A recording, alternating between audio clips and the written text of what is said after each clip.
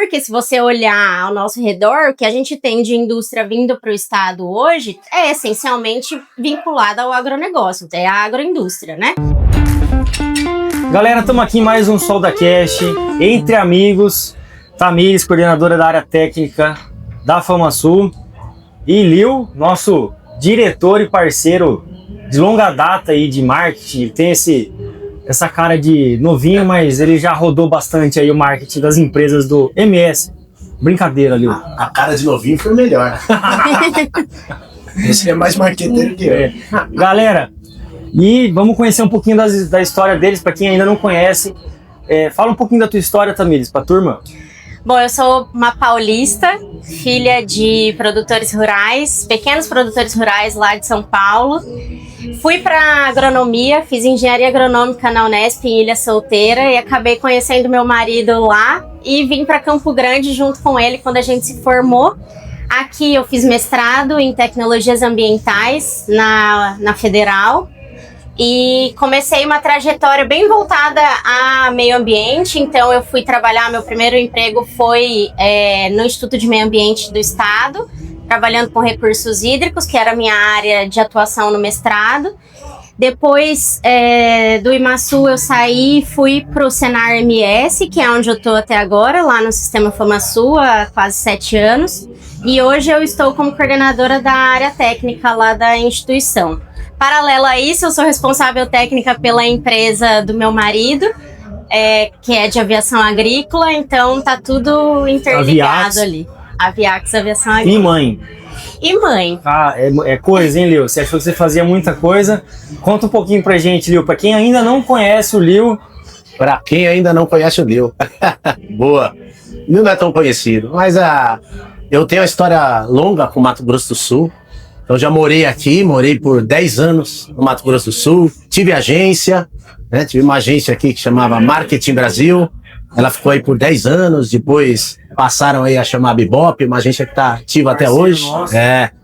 E eu moro em São Paulo, sou nascido em São Paulo, né? Então esses 10 anos eu morei aqui, e eu voltei para São Paulo em 2012, trabalho com comunicação lá, e aqui eu tenho a equipe de marketing aí da SoldaMac, que na verdade é uma paixão. Fique claro, eu tenho uma relação com a história da SoldaMac muito antiga, muito longa. Aulos, Lívia. Todos, aí ó. Inclusive, eu tô sendo filmado por um deles, né, Aulos? Se médico não pode fazer cirurgia com quem ele gosta, né? O Aulos tá gravando. Aí ó. Muito bom. Mas, então tem uma história longa com a SoldaMac, uma história que me dá muito orgulho, né? Acho que a SoldaMac é muito bem posicionada, devido ao trabalho que a gente fez em conjunto. A Alvorada, eu também continuo tendo uma relação com a Alvorada, também a gente tem o marketing lá, e Alvorada Materiais de Construção, também uma história bastante sólida, e com a agência passei por vários setores, em São Paulo também passei por várias empresas, vários setores, sempre mexendo com comunicação, marketing. Sou especialista em branding, cheguei a dar aula por um tempo na ESPM e passei por várias frentes aí ligadas ao marketing. Acho que é isso. Show de bola. E, galera, a gente está aqui com 2 paulistas, olha só que coincidência, né? Que vieram para essa terra de oportunidades, que é o MS, assim como meu pai veio lá 45, 50 anos atrás e ainda tem muita oportunidade. E uma das coisas que a gente trata aqui é sobre oportunidade, sobre desafio. Como é que vocês veem hoje o cenário do Mato Grosso do Sul, cenário Brasil, cenário agro? O que você vê de oportunidade, o que você vê de desafio? Vamos começar com a Tamires, que é a área técnica, e depois a gente vai para a área do marketing. Bom, se a gente pensar em Mato Grosso do Sul, eu entendo que a gente está passando por um momento único do estado, né? Se você pensar na história do estado, é um momento realmente assim, um ponto de inflexão ali no que a gente tem até então. O que a gente tem, né? A gente vem de um estado que é essencialmente agricultura e pecuária, né? Que foi formado ali, as suas bases econômicas vieram de fato da pecuária e teve a expansão da agricultura ali nos últimos 30, 40 anos de início a mais passos lentos. Conforme as tecnologias foram se desenvolvendo, a gente vê que o Estado foi acompanhando essa lógica que a gente teve em todo o cerrado brasileiro. E agora a gente está passando por um outro momento de transformação, entendo eu, né? Então, assim, quando a gente pensa no Mato Grosso do Sul hoje, ele é completamente diferente do Mato Grosso do Sul de 20 anos atrás. E ele está num processo de expansão tão grande que eu entendo que daqui 20 anos a gente vai ter um cenário completamente diferente desse que a gente está vendo agora. Então, aquilo que a gente sempre ouvia, né, na escola, que vinha na nossa apostila lá, dizendo que a gente era pobre porque a gente só produzia commodity, enfim, a gente começa a entender que, na realidade, isso é uma grande balela, né, hoje em dia. Porque o que acontece? O fato mesmo de sermos muito produtivos e termos esse sucesso todo na produção de commodities é justamente um dos fatores que faz com que hoje em dia a gente consiga ser um estado que está em plena expansão industrial.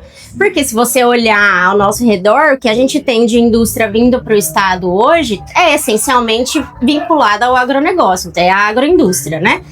Então, a gente está passando por um processo de transformação que eu entendo que tem, obviamente, alguns fatores. O primeiro deles é porque, de fato, a gente produz muito e produz muito bem. Então, a qualidade dos nossos produtos produzidos aqui também é altíssima em relação aos nossos concorrentes comerciais e a gente tem segurança de produção. Então, a gente produz muito bem o ano todo e todos os anos. E tem uma crescente de produção. A gente tem um ambiente institucional, político, fiscal favorável que está se abrindo a trazer esses investimentos de fora, esses investimentos industriais para dentro do estado. E paralelo a isso, a gente tem aquele grande setor que é base para o desenvolvimento, que é o setor de serviços, que precisa necessariamente se desenvolver junto com essas indústrias para que todo esse desenvolvimento econômico aconteça de forma sustentável do ponto de vista, de fato, econômico ali mesmo, né? Que a gente consiga montar e trazer todas essas indústrias para cá, a gente precisa de um setor de serviços forte. Vinculado a isso, a gente tem um boom no que eu diria no desenvolvimento de infraestrutura e logística também do estado, que é essencial para que a gente consiga, depois de produzir, transformar, distribuir e vender. Então é um momento ímpar na economia do estado, que quem tiver disposto a arriscar, eu acho que está na hora mesmo de investir aqui, porque o sucesso, com certeza, para quem tiver vontade de trabalhar, a oportunidade está posta, está na mesa. O que a gente esperava por muito tempo, né, essa explosão, essa aceleração aí do desenvolvimento, finalmente ela está dando as caras, né?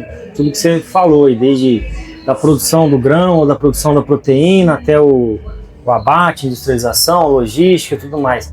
É importante destacar que não é mais também só grãos, né? A gente não tem mais só soja, milho e carne, né? Nas proteínas, a gente tem passado por uma diversificação também aqui no estado. Então, a gente tem crescimento da suinocultura, da avicultura, da produção de ovos, da produção de mel, a gente tem de peixe.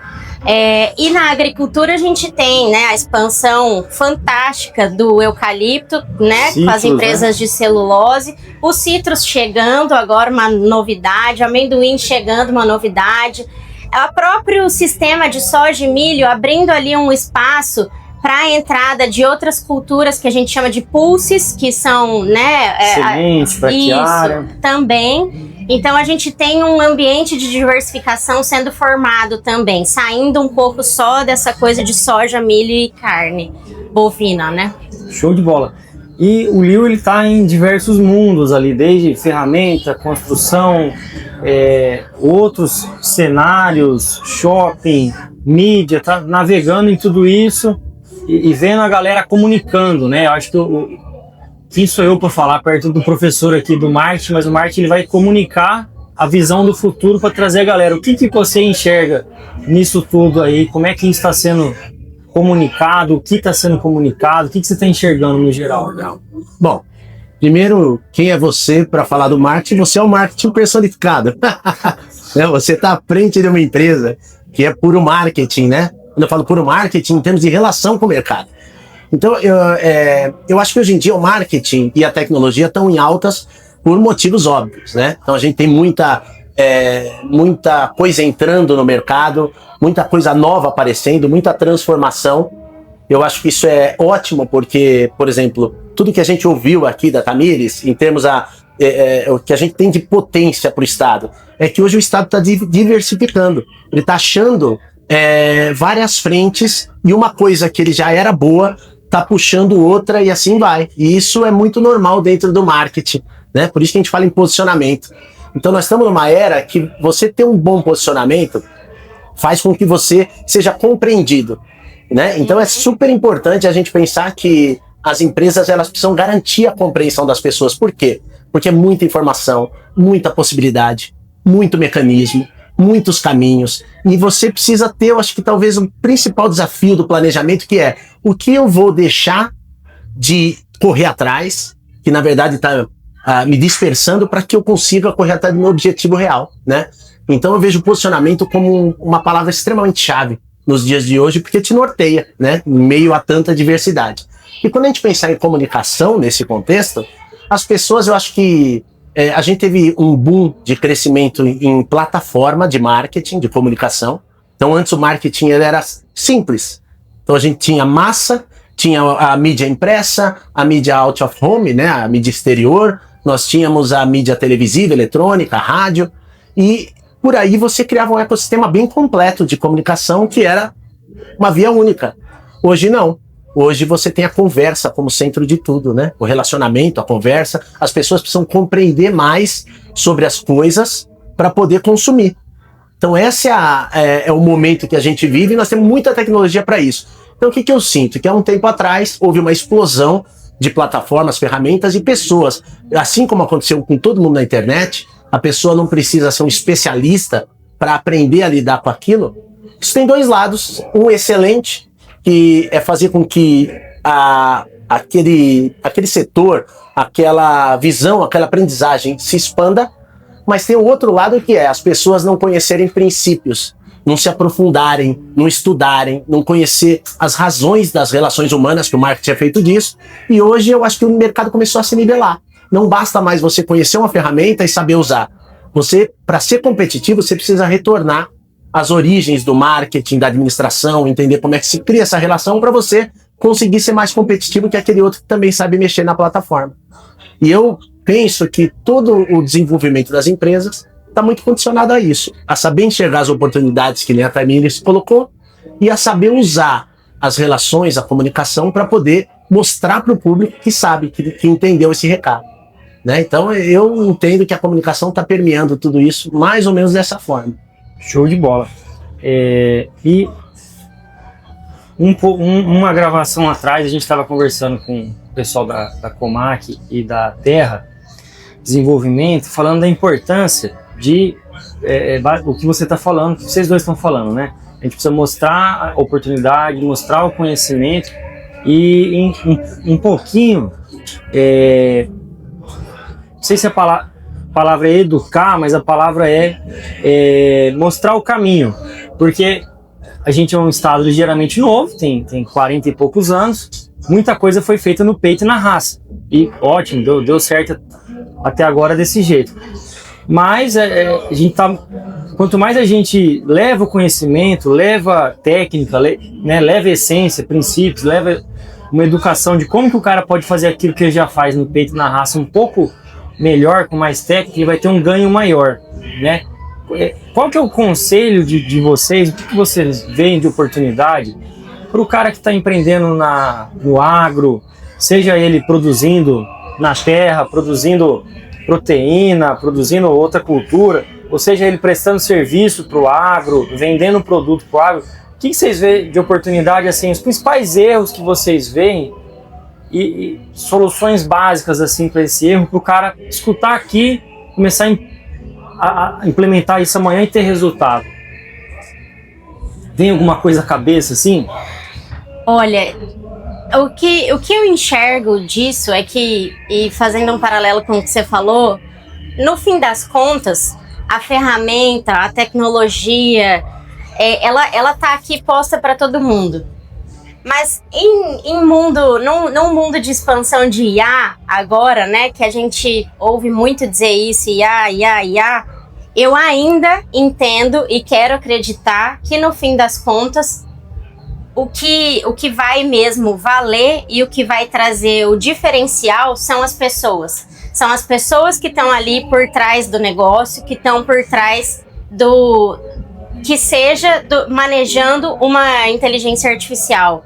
Porque, no fim das contas, se destaca, a gente vê que quem se destaca é, de fato, aquele que melhor se preparou enquanto pessoa mesmo, que se qualificou, que se preparou e que uniu forças e preparou seu time, qualificou seu time, jogou o time para cima, para que aí sim essas pessoas saibam usar as ferramentas que elas têm, a tecnologia que foi desenvolvida lá no centro de estudo e colocar isso em prática ali dentro da sua propriedade, dentro da sua empresa, enfim, para fazer com que aquele ecossistema ali dentro do que ela tem de empresa ou de propriedade, que a gente também chama de empresa rural hoje, se desenvolva e tenha ganhos positivos cada vez maiores.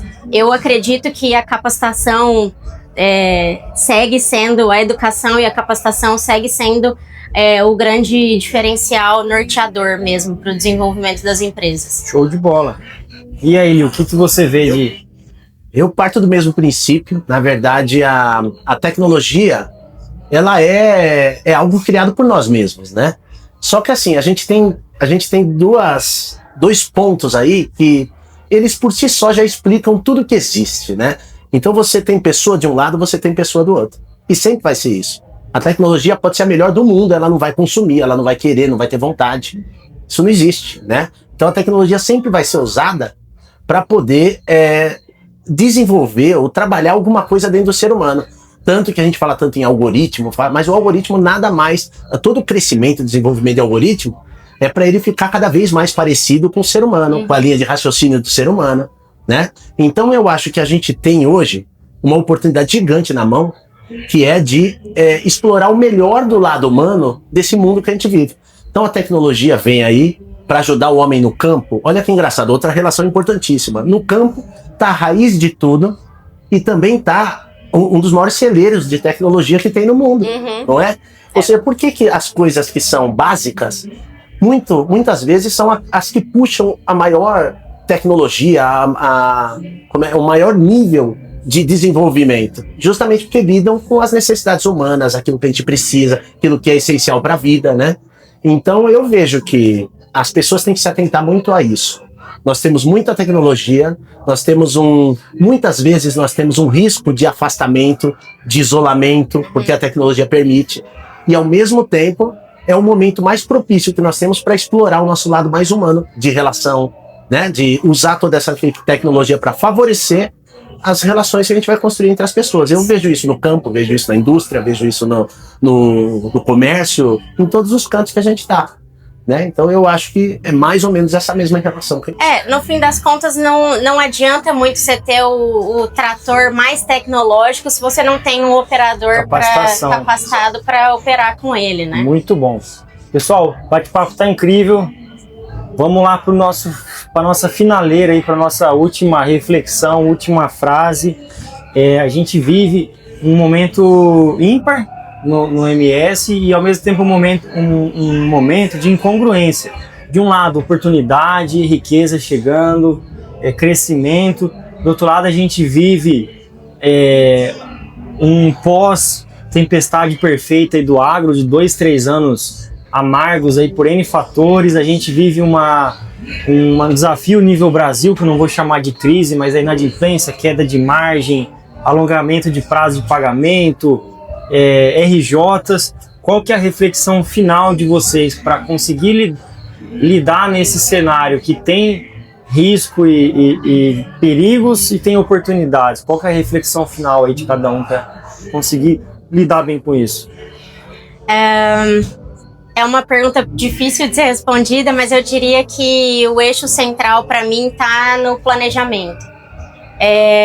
Sem planejamento, de fato, fica muito difícil de você ter uma resposta rápida em momentos de crise.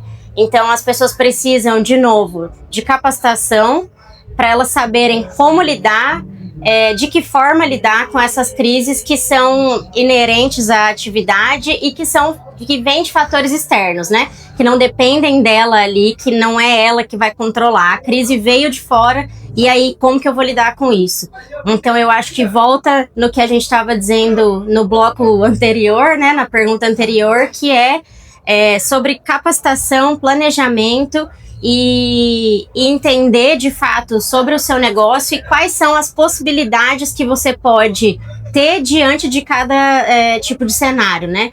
Então, ter um bom relacionamento, uma boa comunicação segue sendo essencial, principalmente para o nosso setor, que precisa, de fato, de uma rede de relacionamentos forte para que as pessoas, que os produtores e os empresários do agro consigam, de fato, passar por esses momentos de crise de forma um pouco mais tranquila, para que elas consigam se manter na atividade. Show de bola. E você, Leo? Eu vou agregar, que para mim o ponto é esse, vou agregar 2 pontinhos aí, o primeiro deles é foco. Então, fazendo o que a Tamires está falando aqui, eu acho que a gente tem a oportunidade de ter um foco, perceber esse foco e seguir ele. E o mais importante, né? Eu acho que o planejamento ajuda demais a gente a não dispersar. E o principal, o planejamento, ele tem uma coisa que é justamente não ser estático, não ser uma pedra. Que você fala muito isso, né? Nada é escrito em pedra. Exatamente. O planejamento é a melhor ferramenta que a gente tem para conseguir mudar com segurança.